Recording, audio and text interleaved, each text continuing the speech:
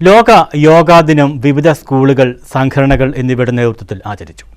Mathrubhumi നിറകതിർ seed ക്ലബിന്റെ ആഭിമുഖ്യത്തിൽ Chengannur Kollakadavu government Mohammedan ഹൈസ്കൂളിൽ യോഗാ ദിനാചരണം നടന്നു.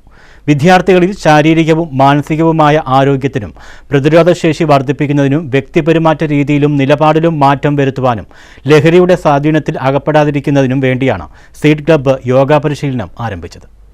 ചെങ്ങന്നൂർ കൊല്ലക്കടവ് ഗവൺമെന്റ് മുഹമ്മദൻ ഹൈസ്കൂളിൽ മാതൃഭൂമി നിറകതിർ സീഡ് ക്ലബിന്റെ ആഭിമുഖ്യത്തിൽ യോഗദിനാചരണം നടത്തി.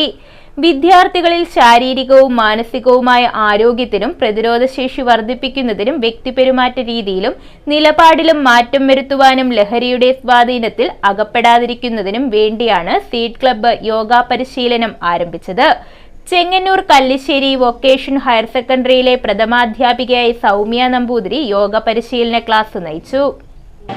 ആസനം, പ്രാണായാമം, പ്രത്യാഹാരം, ധ്യാനം, സമാധി.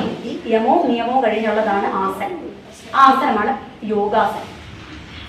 ആ യോഗാസനം മാത്രമാണ്, ഈ 8 അംഗങ്ങളിൽ യോഗാസനം മാത്രമാണ് നമ്മളിപ്പോൾ ചെയ്തത്.